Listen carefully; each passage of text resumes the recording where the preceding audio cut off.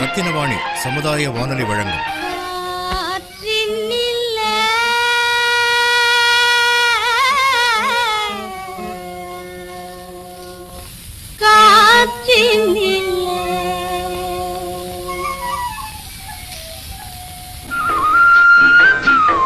காற்றில் மிதந்து வரும் கணிதம்.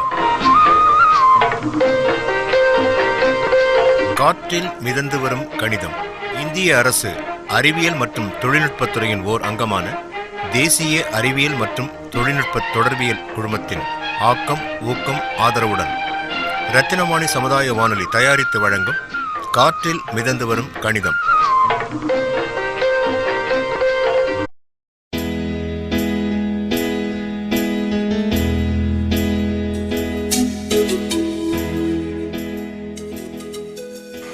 நேயர்களே, இன்னைக்கு காற்றில் மிதந்து வரும் பகுதிக்கு ஒரு இன்ட்ரெஸ்டிங்கான பர்சனாலிட்டி பார்த்துட்டு இருக்கோம். பரபரப்பாக வேலை செஞ்சுட்டு இருக்காங்க. இருந்தாலும் நம்ம அவங்க போய் அவர் என்ன வேலை செய்கிறார் அப்படின்னு கேட்டு அவரோட பேர் என்னன்னு கேட்கலாம்.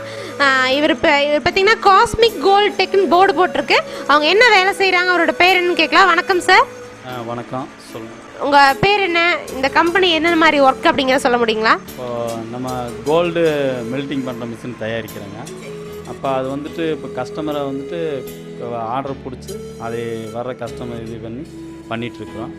இப்போ நெக்ஸ்ட்டு பார்த்திங்கன்னா ஆர்டர் வந்து அந்தளவுக்கு இல்லைங்க, கொஞ்சம் லைட்டாக தான் வருதுங்க. சரி, இருந்தாலும் அதை மேனேஜ் பண்ணி அப்படியே ஓட்டிகிட்ருக்கோம். வரதை வச்சு அட்ஜஸ்ட் பண்ணி ஓட்டிகிட்ருக்குங்க. அந்தளவுக்கு ஜாஸ்தியாக வர மாதிரி இல்லைங்க. ஒர்க்கு ரொம்ப கம்மி தாங்க. ஒர்க்கு ஜாஸ்தி வந்துன்னு இப்போ நான் வந்து பார்த்திங்கன்னா ஓரளவுக்கு லைட்டாக தான் ஒர்க் பண்ணிகிட்ருக்கேன். அந்தளவுக்குலாம் ஒர்க்கெலாம் பண்ணலைங்க. இப்போ அதனால் வந்துட்டு இருக்கிறத கொஞ்சம் அப்படியே அட்ஜஸ்ட் பண்ணி ஓட்டிகிட்ருக்கோம். இப்போ நாங்கள் வந்து கஸ்டமரத்தை பிடிச்சி அப்படி இது பண்ணாத கொஞ்சம் நாங்களும் கொஞ்சம் அது இதுன்னு சாப்பிட முடியும், இல்லை சேவ் பண்ண முடியும்.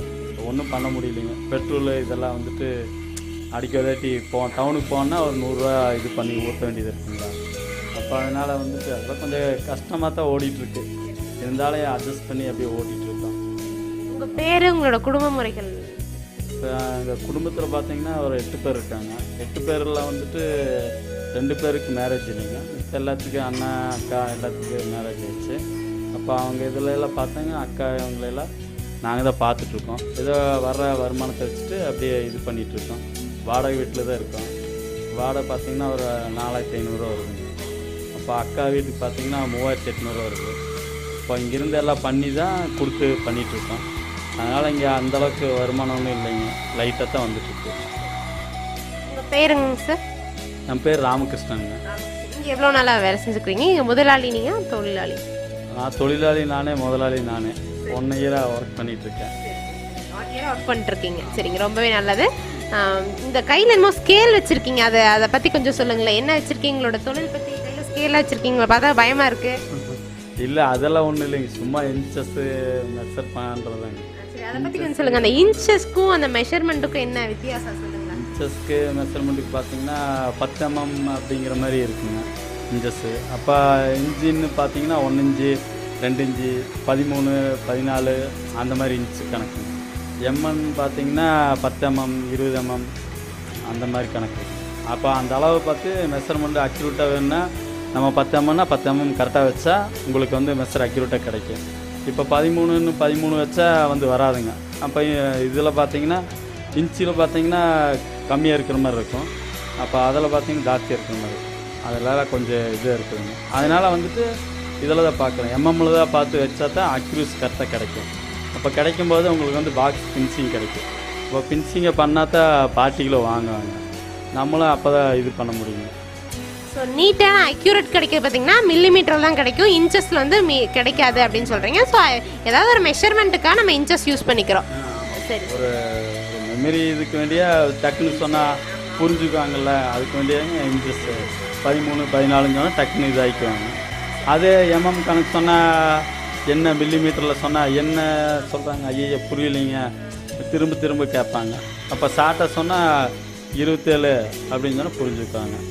நான் 1 2 100 வரைக்கும் தெரியும். அப்போ யார் இருந்தாலும் படித்தவங்க படிக்காதவங்க சொன்னால் டக்குன்னு தெரிஞ்சுக்குவாங்க. அப்போ இது வந்து 570 அப்படின்னு சொன்னால் படிக்கிறவங்களுக்கு தெரியும், படிக்காதவங்களுக்கு தெரியாது. இப்போ படித்தவங்க படிக்காதவங்க ஹிந்தியில் சொன்னால் எப்படி இருந்தாலும் புரிஞ்சுக்குவாங்க. 27 அப்படி இப்படின்னா டக்குன்னு தெரிஞ்சிடும். ஜென்ரலாகவே எல்லாத்துக்கும் தெரியுங்க. மில்லிமீட்டரில் பார்த்தீங்கன்னா அதிகமாக ஆளுகளுக்கு தெரியாது. அதனால் இப்படி சொன்னால் டக்குன்னு புரிஞ்சுக்குவாங்க. அதுக்கு அதுக்காக மில்லிமீட்டர் யூஸ் பண்ணுறதுக்கு ரொம்பவே நல்லது. சரி, உங்கள்கிட்ட வந்து கணக்குக்கான ஐக்யூ டெஸ்ட், உங்களோட அறிவு கூர்மை வந்து கொஞ்சம் செக் பண்ணலாம். சரிங்களா? ரெடியாக இருக்கீங்களா? போது நமக்கு வந்து கொஞ்சம் டவுட்டு தாங்க. ஃபர்ஸ்ட் ஜென்ரல் நாலேஜ், உங்களுக்கான நாட்டு நடைமுறைகள் பற்றி நீங்கள் என்ன நினைக்கிறீங்க கொஞ்சம் தெரிஞ்சுக்கலாம். ரெடியாக இருக்கீங்களா? அதுக்கு நாட்டு நடைமுறை பற்றி தெரியும்னா கொஞ்சம் டவுட். பார்க்கலாம், உங்களை பார்த்தா கண்டிப்பாக நல்லா பர்சனாலிட்டியாக பயங்கரமாக இருக்கீங்க. கண்டிப்பாக உங்களால் சொல்ல முடியும்னு நினைக்கிறேன். இந்த மின்சார தடை பற்றி நீங்கள் என்ன நினைக்கிறீங்க? மின்தடை பார்த்தீங்கன்னா இந்த சூரிய ஒளி இதெல்லாம் வச்சு பயன்பட அதிகமாக தேவையில்லாமல் யூஸ் பண்ணிகிட்டு இருக்காங்க.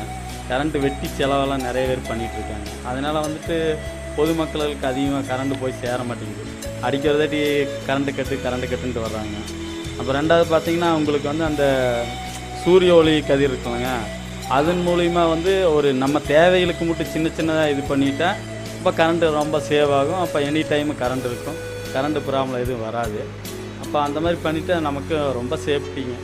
மித்தபடி சும்மா அந்த லைட்டை போட்டு விட்டு எனி டைமு ஒரு 24 மணி நேரம் வெட்டியாக தான் எரிஞ்சிட்ருக்கும். அது ஆஃபும் பண்ண மாட்டா ஒன்றும் இல்லைங்க. ஸ்ட்ரீட் லைட்டை பார்த்தீங்கன்னா வேஸ்ட்டாக தான் போயிட்டுருக்கு. அப்போ ஒரு லைன் மேன் அவங்களாம் பார்த்தீங்கன்னா ஆஃப் பண்ணவே மாட்டாங்க, அவங்ககிட்ட கொடுத்துருவாங்க. இன்றைக்கி போட்டாங்கன்னா நாளைக்கு தான் ஆஃப் பண்ணுவாங்க. அதனால் அப்போல்லாம் கரண்ட்டை வெட்டியாக தான் போகுங்க. பகலையெல்லாம் தேவையில்லை நமக்கு. ஸ்ட்ரீட் லைட்டில் பார்த்தீங்கன்னா அப்படி போயிட்டுருக்கு. அதனால் உங்களுக்கு வந்துட்டு அளவாக இது பார்த்து கரெக்டாக கவனமாக பண்ணிகிட்டு இருந்தாங்கன்னா கரண்ட்டு சேவ் ஆகும். அது இல்லாமல் எல்லாத்துக்கும் யூஸு பயங்கர.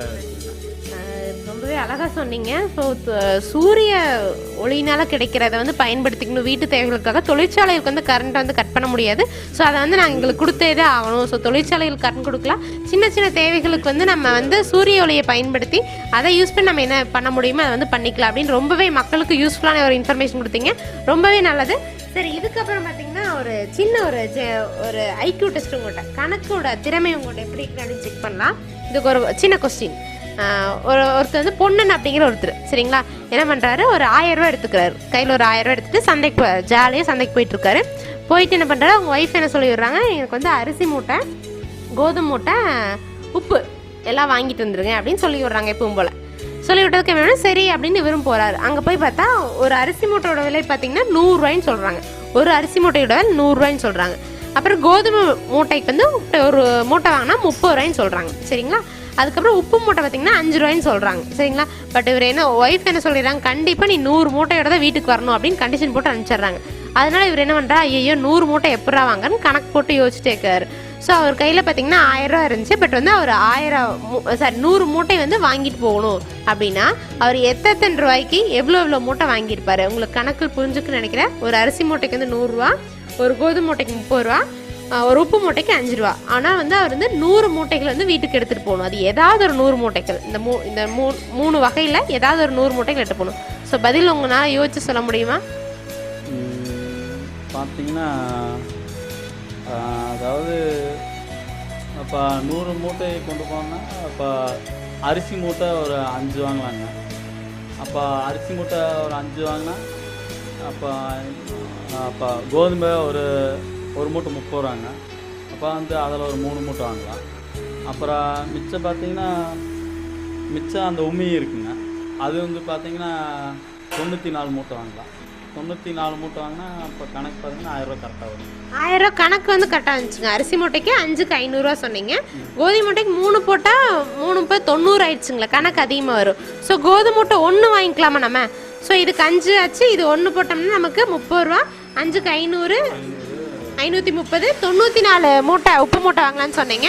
94 உப்பு மூட்டை வாங்கலான்னு சொன்னீங்க. ஸோ 94 பெருக்கல் 5 பார்த்தீங்கன்னா நமக்கு 470 வந்துச்சு. அது எல்லாத்தையும் கொண்டு நமக்கு 1000 ரூபா சரியாக போச்சு. 100 மூட்டை வாங்கியாச்சு. ரொம்பவே பதில் ரொம்ப கடகன்னு சொல்லிட்டீங்க. எப்படி கணக்கு போடுங்க சொல்லி நானே யோசிச்சுட்டு இருந்தேன், எப்படா கணக்கு போடுவீங்கன்னு. நீங்கள் ரொம்பவே அழகாக கணக்கு போட்டீங்க. சரி, இதுக்கப்புறம் இந்த கணிதம் பற்றி நீங்கள் என்ன நினைக்கிறீங்க? வாழ்க்கையில் கணிதம் வந்து எவ்வளோ முக்கியம், தொழிலுக்கு கணிதம் எவ்வளோ முக்கியம் அப்படின்னு என்ன நினைக்கிறீங்க? கணக்கு போட்டு தான் கண்டிப்பாக வாழ்க்கை நடத்த முடியும். ஏன்னா இன்றைய காலகட்டங்கள் அந்த மாதிரி. இப்போ வந்து ஒரு 500 கொண்டு போனால் வச்சுக்கோங்களேன், மார்க்கெட்டிங்க்கு எதுக்காக கொண்டு போனால் வச்சுக்கோங்களேன், டக்குன்னு இதானது தெரியாதுங்க, செலவாகிறதே தெரியாது. ஆனால் பார்த்தீங்கன்னா 4 ஒரு இது தான் பர்ஃபார்மன்ஸ் பண்ணியிருக்கோம். அது ஏதாவது பொருள் 5 பொருள் ஏதோ வாங்கியிருப்போம், 500 டக்குன்னு காணாமல் போயிடும். இப்போ ஏதோ ஒன்று 500 பார்த்தீங்கன்னா இப்போல்லாம் வந்து சர்வசாதாரணமாக ஒரு 100 ருபீஸ் மாதிரி ஆகிப்போச்சுங்க. அதனால் வந்துட்டு கொஞ்சம் தேவைகளுக்கு மட்டும் காசை யூஸ் பண்ணிட்டு கொஞ்சம் தேவையில்லாதெல்லாம் கொஞ்சம் குறைச்சிக்கணும். இப்போ முக்கியமான இதுக்கு தான் நமக்கு வந்து காசு யூஸ் பண்ணணும். இப்போ தேவையில்லாத வெட்டி செலவு, வெட்டி விளம்பரம் வந்தாலாம் தேவையில்லைங்க. ஏன்னா வந்து காசு வந்து நம்ம சம்பாதிக்கிறது ரொம்ப கஷ்டம். அப்போ அதனால் வந்துட்டு அதை கொஞ்சம் குறைச்சிட்டிங்கன்னா அப்போ ரொம்ப நல்லதாக போச்சுங்க. சும்மா தேவையில்லாமல் இதெல்லாம் பண்ணிகிட்டு இருக்கிறது வந்து வேஸ்ட்டுங்க. ஏன்னா காசு ரொம்ப கஷ்டம். ஆனால் கணக்குப்படி போட்டால் தான் வந்துட்டு அந்த கணக்கு முதலீடு இவ்வளோ போடணும், இவ்வளோ பர்ச்சேஸ் பண்ணுறோம் நம்ம, ஸோ நமக்கு இவ்வளோ லாபம் பார்க்கணும், எல்லாத்துக்குமே வந்து கணக்கு போட்டு தான் ஆகணும். கண்டிப்பாக கணக்கு போட்டு தான் இது பண்ணணும். இப்போ வந்து பர்ச்சேசிங் பண்ண போனாலே வந்து உங்களுக்கு வந்து காஸ்ட்லி. இப்போ 10,000 ஆகுது, அப்போ 8,000 ஆகுது. இப்போ அந்த மாதிரி காஸ்ட்லியாக தான் எல்லா பொருள்களும் இருக்குங்க.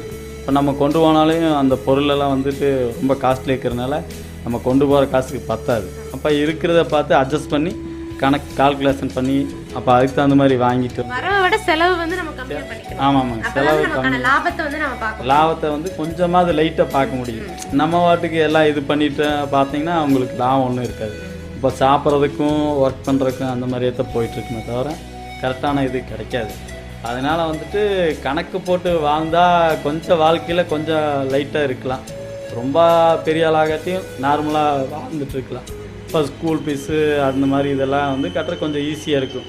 இப்போ கடைசி நேரத்தில் போயிட்டு எல்லாம் செலவு பண்ணி போட்டு கடைசியில் ஸ்கூலுக்கு போய் நம்ம ஃபீஸ் கட்ட முடியலையே அப்படின்னு சொல்லிட்டு அடுத்தவங்கிட்ட ஏந்த வேண்டியதில்லை காசு. இப்போ சேமித்து கொஞ்சம் இது பண்ணால் ஸ்கூல் ஃபீஸ் டக்குன்னு கட்டிடலாம். பிரச்சனையெல்லாம் ஒன்றும் இருக்காதுங்க. ஈஸியாக ஜாலியாக வாழ்ந்துக்கு. அழகாக சொன்னீங்க. ஏன்னா மக்களுக்கு இதனால் கண்டிப்பாக ஒரு ஐடியா கொடுத்துருக்கீங்க. எப்பவுமே சிக்கனப்படுத்தி செலவு பண்ணும், செலவை விட வந்து வரவு அதிகமாக இருக்கணும் அப்படின்னு சொன்னீங்க. சேமிப்பு ரொம்ப முக்கியம். உங்களுக்கு வந்து இந்த வட்டி போடுறது அப்படின்னா தெரியுமா? பேங்க்கில் வட்டி போடுவாங்க. அந்த வட்டி விகிதத்தை பற்றி நீங்கள் என்ன நினைக்கிறீங்க? இப்போ எடுத்துக்காட்டுக்கு ஒரு 10,000 எடுத்துக்கலாம், சரிங்களா? இப்போ அந்த 1 ரூபா வட்டி 2 ரூபா வட்டின்னு சொல்கிறாங்க. அந்த வட்டிக்கு வாங்குறத பற்றி நான் கந்து வட்டி பற்றி நான் பேசல. ஜஸ்ட் அந்த வட்டி விகிதம் எப்படி போடுறாங்க அப்படின்னு நான் சொல்ல வந்திருக்கேன். அதாவது அந்த 3 ரூபா வட்டி அப்படிங்கிறது என்ன, 100 ரூபாய்க்கு 3 ரூபா நம்ம அவங்களுக்கு தரணும். இப்போ 10,000 ரூபாயில் 100 ரூபாய்க்கு 3 ரூபா நம்ம அவங்களுக்கு தரணும் அப்படின்னு அர்த்தம். அதாவது 3% அப்படிங்கிறது வட்டி விகிதம். நீங்கள் பார்த்துருப்பீங்க 3 போட்டு இந்த மாதிரி சதவீத குறி போட்டிருப்பாங்க. அதுக்கு என்ன மீனிங்னா சதவிகிதம்னா 100. ஸோ 100 ரூபாய்க்கு 3 ரூபா நம்ம அவங்களுக்கு தரணும் அப்படின்னு அர்த்தம். ஸோ இப்போ 10,000 ரூபாய்க்கு வந்து 3 ரூபா வட்டினா எப்படி போடுவீங்க? இதையே 3 வகுத்தல் 100 போட்டு இந்த 0 கேன்சல் ஆயிடுச்சுன்னா 100 பெருக்கல் 3 300 ரூபா வட்டி. ஸோ இப்படி தான் நம்ம கணக்கு போடுவோம். ஸோ நம்ம வட்டி எப்படி போடுறாங்கன்னு தெரியாமல் இருக்கக்கூடாது. ஸோ இப்படி கணக்கு போட்டு நம்ம பார்த்தோம்னா பேங்க்கில் சப்போஸ் ஏதாவது மிஸ்டேக் ஆச்சுன்னா நம்ம போய் கேட்கலாம். ராமகிருஷ்ணன் சார்கிட்ட காற்றில் மிதந்து வரும் பகுதியில் ரொம்பவே இன்ட்ரெஸ்டிங்காக பேசிகிட்டு இருந்தோம். நாட்டு நடைமுறைகள் பற்றி பேசினார், சிக்கனம் எப்படி பண்ணு சொன்னார், மின்சார தடைகள் பற்றி சொன்னார். அது மட்டும் இல்லாமல் கணக்கில் வந்து வட்டி எப்படி போகிறோன்னு ரொம்ப சுருக்கமாக சொல்லி கொடுத்தோம். இது கண்டிப்பாக அவருக்கு மட்டும் இல்லை, நம்ம எல்லாத்துக்குமே யூஸ்ஃபுல்லாக இருக்குன்னு நினச்சிக்கிறோம்.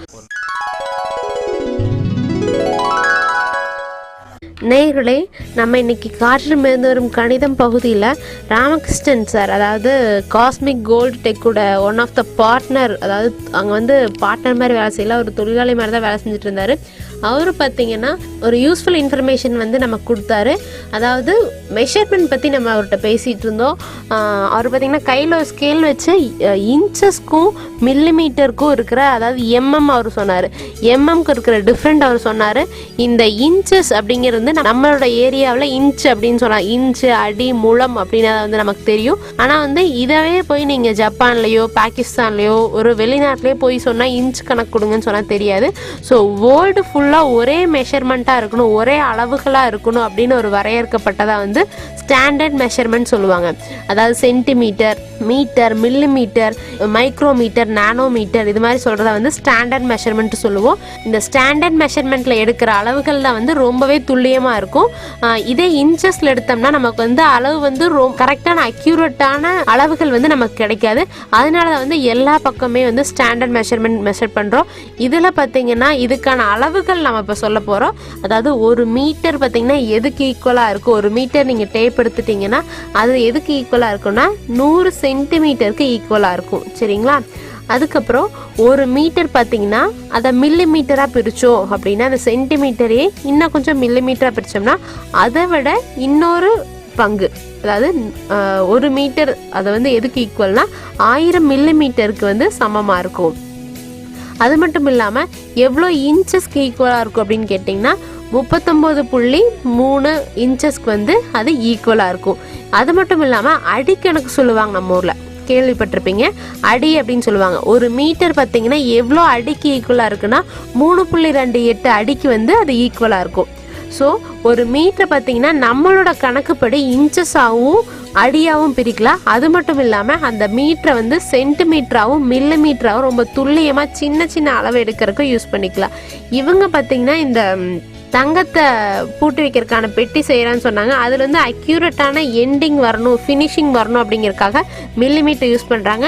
பட் வர கஸ்டமர்ஸ்க்கு வந்து மில்லிமீட்டர்னா என்னன்னே தெரியாது. ஸோ நாங்கள் வந்து இன்ச் கணக்கு நாங்கள் சொல்லிகிட்டு இருக்கோம் அப்படின்னு அவர் சொன்னார். அது உண்மைதான். நிறைய பேர் வந்து இவ்வளோ இன்ச் கொடுங்க, இவ்வளோ அடி கொடுங்க அப்படின்னு தான் பேசிக்கிறாங்க. அதாவது 1 இன்ச்சில் எவ்வளோ மில்லிமீட்டர் அதை பிரிக்கலாம் அப்படின்னு பார்த்தீங்கன்னா 25.4 மில்லிமீட்டர் சொல்லலாம். அதாவது 1 இன்ச் வந்து எதுக்கு ஈக்குவலாக இருக்குன்னா 25.4 மில்லிமீட்டருக்கு வந்து ஈக்குவலா இருக்கும் அப்படின்னு சொல்லலாம். இதே கொஞ்சம் அட்வான்ஸ்டா சொல்லணும் அப்படின்னா 5 இன்ச்சை வந்து ஒரு 127 பகுதிகளா பிரிச்சிங்கன்னா அது வந்து 1 மில்லிமீட்டருக்கு ஈக்குவலா இருக்கும். நம்ம ஊர் ஸ்லாங்ல சொன்னா அப்படி சொல்லலாம். இதை பார்த்தீங்கன்னா எம்எம் சொல்லுவாங்க, சம்டைம்ஸ் ஒவ்வொருத்தர் மில்லிமீட்டர்னு சொல்லுவாங்க. இந்த 1 மில்லிமீட்டர் வந்து எதுக்கு ஈக்குவலாக இருக்கும் அப்படின்னு பார்த்தீங்கன்னா அந்த 1 மில்லிமீட்டரை 1000 மைக்ரோமீட்டர், அதை விட சின்ன பகுதியாக, இன்ச்சை விட சின்ன பகுதி தான் வந்து மில்லிமீட்டர்னு சொன்னால், அதாவது 1 இன்ச்சில் 25.4 25 ஒரு அப்ராக்சிமேட்டாக சொன்னால் ஒரு 25 பகுதியில் பிரித்தா தான் வந்து பார்த்திங்கன்னா 1 இன்ச் வரும். அதே மாதிரி அந்த மில்லிமீட்டரோட உங்களுக்கு சிறிய பகுதி கிடைக்கணும் அப்படின்னு பார்த்தீங்கன்னா 1 மில்லிமீட்டர் எதுக்கு ஈக்குவலாக இருக்குன்னா 1000 மைக்ரோமீட்டருக்கு ஈக்குவலாக இருக்கும். அதை விட சிறிய பகுதி தான் வந்து மைக்ரோமீட்டர். இதை விட உங்களுக்கு அக்யூரேட்டான 1 இன்ச் வேணும்னா இது வந்து கம்ப்யூட்டரில் இது மாதிரி வந்து டிஃபைன் பண்ணலாம். ஸ்கேலில் வந்து மில்லிமீட்டர் வந்து ரொம்ப துல்லியமான, அந்த அளவுக்கு தான் நம்மளோட மனுஷங்களோட கண்ணில் பார்க்க முடியும் மில்லிமீட்டர் அப்படிங்கிறது. மைக்ரோமீட்டரோட சின்னது பார்த்தீங்கன்னா நானோமீட்டர். 1 மில்லிமீட்டர் வந்து எதுக்கு ஈக்குவலாக இருக்குன்னா 10 லட்சம் நானோமீட்டர்ஸ்க்கு வந்து ஈக்குவலாக இருக்கும். 1 மில்லிமீட்டர் பகுதியை வந்து 10 லட்சம் பகுதிகளாக பிரிச்சிங்கன்னா அதுதான் வந்து நானோமீட்டர் நம்ம சொல்கிறது. ஸோ இதெல்லாம் பார்த்தீங்கன்னா ஸ்டாண்டர்ட் மெஷர்மெண்ட் சொல்லுவாங்க, அதாவது எஸ்ஐ யூனிட் ஆஃப் லென்த் அப்படின்னு சொல்லுவாங்க இங்கிலீஷில். ஸோ இது வந்து இன்டர்நேஷ்னல் லெவலில், அதாவது உலக அளவில் வந்து இந்த மெஷர்மெண்ட்டை தான் யூஸ் பண்ணிகிட்டு இருக்காங்க. ஸோ இது வந்து உங்களுக்கு அக்யூரேட் கிடைக்கும். அதாவது இது பார்த்தீங்கன்னா திடப்பொருளுக்கான அளவீடுன்னு சொல்லலாம். இதை வந்து நம்ம லிக்விட்டுக்கும் சேர்ந்து நீங்கள் பண்ணலாம். அதாவது 1 litre is equal to 1 litre வந்து எப்படி நீங்கள் பிரிக்கலாம்னா 1000 மில்லி லிட்டரை நீங்கள் பிரிக்கலாம். இதுக்கும் மீறி 1 லிட்டர் நீங்கள் எப்படி பிரிக்கலாம் 1000 சிசியை பிரிக்கலாம். சிசிங்கிறது வந்து அதை விட சிறிய அளவுகளாக பிரிக்கலாம். இது மட்டும் இல்லாமல் 1 டீஸ்பூன், ஏதாவது ஒரு டேப்லெட்டோ ஏதாவது ஒரு பவுடர் எடுக்கிறீங்கன்னா 1 டீஸ்பூன் எடுத்துக்கிட்டிங்கன்னா அது 5 ml நீங்கள் பிரிக்கலாம். சரிங்களா? ஒரு டீஸ்பூனில் ஒரு மருந்து ஊற்றிக்கிட்டிங்கன்னா அது எவ்வளோ எம்எல்க்கு ஈக்குவலாக இருக்குன்னா 5 mlக்கு ஈக்குவலாக இருக்கும். அப்புறம் அவுன்ஸ் சொல்லுவாங்க, நீங்கள் கேள்விப்பட்டிருப்பீங்க. மருந்து, உங்களோட மருந்துகளில் வந்து 1 அவுன்ஸ் சொல்லுவாங்க. அது எவ்வளோ எம்எல்க்கு ஈக்குவலாக இருக்குன்னா 30 mlக்கு ஈக்குவலாக இருக்கும். 1 கப் நாட்டு மருந்துகளாக சொல்லுவாங்க, 1 கப் எடுத்துக்க அப்படின்னு சொல்லுவாங்க. ஸோ அந்த 1 கப், அது மட்டும் இல்லாமல் நீங்கள் சமைக்கிறதெல்லாம் கேள்விப்பட்டிருப்பீங்க, 1 கப் மாவு எடுத்துக்கங்க, 1 கப் சர்க்கரை எடுத்துக்கங்க அப்படின்னு கேள்விப்பட்டிருப்பீங்க. ஸோ லிக்விட் அளவில் 1 கப் எதுக்கு ஈக்குவலாக இருக்குன்னா 240 mlக்கு வந்து அது ஈக்குவலாக இருக்கும். ஸோ இந்த பகுதியில் வந்து மெஷர்மெண்ட், அதாவது அளவுகளோட இம்பார்ட்டன்ட் தெரிஞ்சுக்கிட்டோம். ஸோ திடப்பொருளுக்கு வந்து மில்லிமீட்டர் எவ்வளோ இம்பார்ட்டன்ட், அதை விட சின்னது வந்து மைக்ரோமீட்டர், அதை விட சின்னது வந்து நானோமீட்டர் தெரிஞ்சுக்கிட்டோம். ஸோ இந்த பகுதியில் பார்த்தீங்கன்னா அளவுகளோட முக்கியத்துவம் வந்து நம்ம காஸ்மிக் கோல்டெக் உட one of the partner Ramakrishnan சாருக்கு யூஸ்ஃபுல்லாக இருந்துச்சு. அவர் பார்த்தீங்கன்னா இவ்வளோ நாள் வந்து மில்லிமீட்டரை பற்றி வந்து ரொம்ப இம்பார்ட்டண்டாக தெரிஞ்சுட்டாரு. அதுக்கும் மேலே வந்து நானோமீட்டர், மைக்ரோமீட்டர் இது மாதிரி இருக்குன்னு நிறைய தெரிஞ்சுட்டாரு. அது கூட அவருக்கு நம்ம என்ன சொல்லி கொடுத்துருக்கோம், திரவங்களுக்கு வந்து ஒரு அளவைகள் இருக்குது அப்படின்னு நம்ம சொல்லி கொடுத்தோம். அது கூட வட்டி விகிதம், இவ்வளோ நாள் வந்து எங்களுக்கு வந்து ஜஸ்ட் வட்டியே சொல்லுவாங்க, வட்டியை பற்றி எனக்கு தெரியவே தெரியாது அப்படின்னு நம்ம சொன்னோம். ஸோ இத்தனை ரூபா தொகைக்கு வந்து இவ்வளோ ரூபா வட்டி வந்து இப்படி தான் கால்குலேட் பண்ணுங்க அப்படின்னு நம்ம சொன்னோம். இது வரைக்கும் வந்து நம்ம ராமகிருஷ்ணன் சார் இவ்வளோ பெரிய கம்பெனி வச்சு நடத்தியிருந்தாலும் வட்டி விகிதம் வந்து எனக்கு தெரியாது, யாரோ போட்டு கொடுப்பாங்க, அதை நான் யூஸ் பண்ணிட்டு தான் இருப்பேன் அப்படின்னு சொன்னாரு. பட் இந்த பகுதியில் வந்து அவருக்கு ஒரு நல்ல விஷயம் நம்ம சொல்லி கொடுத்தோம் அப்படிங்கிற ஒரு நிறைவு நமக்கு இருக்கு. இது கண்டிப்பா இந்த அளவீடுகளோட முக்கியத்துவமும் வட்டி கணக்கு பத்தி நம்ம பேசினதும் ராமகிருஷ்ணன் சார் மாதிரி நிறைய நேயர்களுக்கு இது கண்டிப்பா யூஸ்ஃபுல்லா இருக்குன்னு நம்புறோம். நன்றி, வணக்கம்.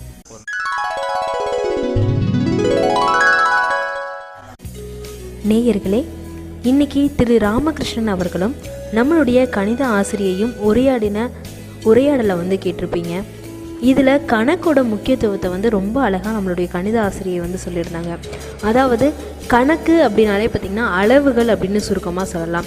எல்லாத்துலேயுமே ஒரு அளவுகள் வந்து இருக்கணும். இப்போ நம்ம பொதுவாக எங்கே போனாலும் பார்த்திங்கன்னா இன்ச்சஸ் அப்படிங்கிறத வந்து யூஸ் பண்ணிகிட்ருக்கோம் அளவு அப்படிங்கிறதுல. அதுக்கு பதிலாக இந்த மாதிரி ஸ்டாண்டர்டான அளவுகளை வந்து நம்ம பயன்படுத்தணும் அப்படின்னா ரொம்பவும் பயனுள்ளதாக இருக்கும். எல்லா இடத்துலையும் வந்து இதை நம்ம எளிமையாக பயன்படுத்தலாம் அப்படிங்கிறத வந்து நம்மளுடைய கணித ஆசிரியரை வந்து சொன்னாங்க. அது மட்டும் இல்லாமல் சென்டிமீட்டர், மில்லிமீட்டர், மைக்ரோமீட்டர், நேனோமீட்டர் இதுக்குண்டான வித்தியாசங்கள் என்ன அப்படிங்கிறதையும் வந்து நம்மளுடைய கணித ஆசிரியர் வந்து விளக்கி சொன்னார். இந்த மாதிரியான அளவுகள் பார்த்திங்கன்னா எல்லா இடங்களிலும் எல்லா நாடுகளிலுமே வந்து ஒரே மாதிரியாக வந்து பார்க்கப்படுது. ஏன்னா நம்ம ஊரில் ஒரு மாதிரி, மற்ற இடத்துல இன்னொரு மாதிரி அப்படின்னு இல்லாமல் எல்லா இடத்துலையும் ஒரே மாதிரி இருக்கனால தான் இந்த அளவுகளுக்கு வந்து ஸ்டாண்டர்ட் அளவுகள் அப்படின்னு சொல்லிட்டு பேர் வச்சுருக்காங்க. இப்போ நம்ம எங்கே வேணாலும் போய் இந்த அளவுகளை வந்து பயன்படுத்தலாம். ஆனால் இன்ச்சஸ் அப்படிங்கிறத வந்து நம்ம ஊரில் மட்டும்தான் பயன்படுத்த முடியும், இல்லை நம்மளை மாதிரி வழக்கம் இருக்க ஊரில் மட்டும்தான் பயன்படுத்த முடியும்.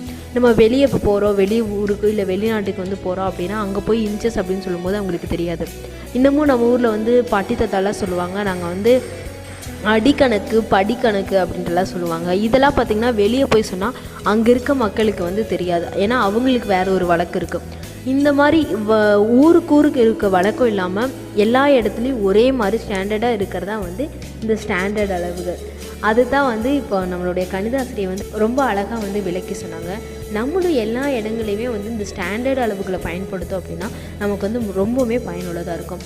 உதாரணத்துக்காக பார்த்திங்கன்னா இப்போ வந்து நம்ம அடிக்கணக்குலேயோ கணக்குலேயோ பொருள் வாங்குகிறோம் அப்படின்னா அதில் வந்து கம்மியாகிறதுக்கும் அதிகமாகிறதுக்கும் வாய்ப்புகள் இருக்குது. ஒன்று நம்ம ஏமாந்து போவோம், இல்லாட்டி வேறு யாராவது வந்து ஏமாந்து போவாங்க. அதுக்குண்டான வாய்ப்புகள் இருக்குது. ஆனால் இந்த ஸ்டாண்டர்டான அளவுகள் வந்து நம்ம பயன்படுத்தும் போது எல்லா இடங்களையுமே பார்த்திங்கன்னா அந்த அளவுகள் ஒரே மாதிரி இருக்கும். அதில் வந்து ஏமாறதுக்குண்டான வாய்ப்புகள் வந்து ரொம்ப ரொம்ப கம்மியாக இருக்கும். இது மட்டும் இல்லாமல் நான் இப்போ வர அட்வான்ஸ் டெக்னாலஜியில் பார்த்திங்கன்னா இருக்க துல்லியமான அளவுகள் வந்து அதிகமாக பயன்படுத்தக்கூடிய நிலைகள் வந்து வந்துட்டுருக்கு. அப்போ பார்த்திங்கன்னா எல்லா அளவுகள் பற்றின அறிவையும் வந்து நம்ம பெற்றிருக்கணும். அப்படி இருந்தால் மட்டும்தான் நம்ம வந்து எல்லா இடத்துலையும் வந்து பயன்படுத்துறதுக்கு வந்து ரொம்ப எளிதாக இருக்கும். இப்போ உதாரணத்துக்கு பார்த்திங்கன்னா நம்ம வீட்டுக்கு வந்து ஏதாவது இந்த பைப்புகள் வந்து வாங்குற மாதிரி இருந்துச்சு அப்படின்னா நமக்கு வந்து எவ்வளோ தூரம் அளவு இருக்கணும் அப்படின்னு சொல்லி நமக்கு தெரியாது. நம்ம போய் என்ன பண்ணுவோம், 2 இன்ச்சில் பைப்பு வேணும், இல்லை 1 இன்ச்சில் பைப்பு வேணும் அப்படின்னு சொல்லிட்டு கேட்போம். அதே மாதிரி அதோட நீளமும் எவ்வளோ தூரம் வேணும்னு இல்லாமல் நம்மளாம் ஒரு தோராயமாக பார்த்திங்கன்னா 6 அடி நீளம் இருக்கணும், 5 அடி நீளம் இருக்கும் இப்படின்னு சொல்லிட்டு நம்ம வாங்கிட்டு போவோம். கடைசியில் பார்த்திங்கன்னா ஒன்று அது பத்தாமல் போய்டும், இல்லாட்டி வந்து இல்லைன்னா வந்து அது பெருசாக இருக்க மாதிரி ஆகிடும். இதுவே வந்து நம்ம கரெக்டாக மில்லிமீட்டர்லேயோ இல்லை சென்டிமீட்டர்லேயோ அளந்து இவ்வளோ சென்டிமீட்டர் தான் எனக்கு வேணும், இந்த சென்டிமீட்டரில் அகலம் இருக்கணும், இவ்வளோ சென்டிமீட்டரில் வந்து எனக்கு வந்து நீளம் இருக்கணும் அப்படின்னு சொல்லி நம்ம பயன்படுத்தணும் அப்படின்னா அது ரொம்ப அக்யூரேட்டாக இருக்கும். நமக்கு வந்து வேஸ்ட்டாக இருக்கணும்னா வாய்ப்புகள் இருக்காது. கரெக்டாக இருக்கும். நம்ம வாங்கிட்டு வரது வந்து நம்மளோட உபயோகத்துக்கு வந்து சரியாக இருக்கிற மாதிரி இருக்கும். அது மட்டும் இல்லாமல் பார்த்திங்கன்னா இப்போ மருந்துகள் எல்லாமே பார்த்திங்கன்னா நம்மளோட மில்லி ட்ராப்ஸ் வந்து சொல்லுவாங்க. இவ்வளவு டீஸ்பூன் தான் நம்ம சாப்பிட்ணும், இவ்வளோ இதுதான் நம்ம குடிக்கணும் அப்படின்னு சொல்லிட்டு நம்ம வந்து என்ன பண்ணுவோம், தோராயமாக வந்து ஏதாவது ஒரு ஸ்பூன்லையோ இல்லை ஏதாவது ஒரு மூடியிலோ வந்து ஊற்றி குடிப்போம். அது பார்த்திங்கன்னா ஒரு சில நேரங்கள் நம்ம எச்சா குடிக்கிறதுக்குண்டான வாய்ப்புகளும் இருக்குது. மருந்துகள் பார்த்திங்கன்னா எப்போவுமே கரெக்டான அளவில் வந்து குடிக்கணும். அப்போ தான் வந்து நம்ம உடம்புக்கு வந்து நல்லது. அதுக்கு வந்து இந்த மில்லி லிட்டர் இந்த அளவுகளை வந்து நம்ம பயன்படுத்தணும் அப்படின்னா ரொம்பவுமே வந்து எளிமையாக இருக்கும், எந்த பிரச்சனையுமே வராமல் இருக்கும். இப்போ உதாரணமாக பார்த்திங்கன்னா துணி தைக்கும் போது கூட பாருங்கள், துணி பெருசாக இருந்தது அப்படின்னா 1 இன்ச்சு பெருசாக வைங்க, 1 இன்ச்சு லூஸாக வைங்க, 1 இன்ச்சு டைட்டாக வைங்க அப்படின்னு சொல்லிட்டு நம்ம பாட்டுக்கு சொல்லிட்டு வந்துடுவோம். அவங்களும் நம்ம கையில் 1 இன்ச்சுங்கிறது வேறு அளவாக இருக்கும், அவங்க கையில் 1 இன்ச்சுங்கிறது வேறு அளவாக இருக்கும். அவங்க பார்த்திங்கன்னா 1 இன்ச்சு அப்படின்னு சொல்லிட்டு அட்ஜஸ்ட் பண்ணி வச்சுருவாங்க. கடைசியாக பார்த்திங்கன்னா அது நமக்கு ஃபிட்டாகவே இருக்காது. இதுக்கு பதிலாக நம்ம வந்து ஒரு டேப் வச்சு அளந்து அது ஒரு எவ்வளோ சென்டிமீட்டர் வருது இல்லை எவ்வளோ மில்லிமீட்டர் வருது அப்படிங்கிற அளவுகள் வந்து நம்ம வாழ்க்கையில் வந்து பயன்படுத்தணும் அப்படின்னா இந்த மாதிரி பிரச்சனைகள்லாம் வந்து நமக்கு வராது. எப்போவுமே பார்த்திங்கன்னா இந்த ஸ்டாண்டர்டான அளவுகள் வந்து எப்போவுமே அக்யூரேட்டாக இருக்கும். நம்ம எங்கேயுமே இதை பயன்படுத்தும் போது நமக்கு பயன்படுத்துறதுக்கும் வந்து ரொம்ப எளிமையாக இருக்கும். எந்த ஒரு குழப்பமும் இல்லாமல் நமக்கும் சரி அதை கேட்குறவங்களுக்கும் சரி ஒரே மாதிரியான அளவுகள் வந்து கிடைக்கும். அதனால இந்த ஸ்டாண்டர்டான அளவுகள் வந்து நம்ம பயன்படுத்துறது வந்து ரொம்ப ரொம்ப வந்து எளிமையான ஒரு விஷயம், ரொம்ப அவசியமான ஒரு விஷயமும் கூட. இன்றைக்கி காற்றில் மிதந்து வரும் கணிதம் நிகழ்ச்சியில் கணிதத்தோட பயன்பாட்டில் அளவுகளின் முக்கியத்துவத்தை பற்றி நம்ம தெரிஞ்சுக்கிட்டோம். நம்மளுடைய கணித ஆசிரியை சொன்ன இந்த அளவுகள் பற்றின விளக்கம் பார்த்திங்கன்னா ராமகிருஷ்ணன் அவர்களுக்கு மட்டும் இல்லாமல் இதை கேட்டுட்ருக்க எல்லா நேயர்களுக்குமே வந்து ரொம்பவும் பயனுள்ளதாக இருக்கும் அப்படின்னு சொல்லிட்டு நாங்கள் நம்ப. மீண்டும் சந்திப்போம். நன்றி.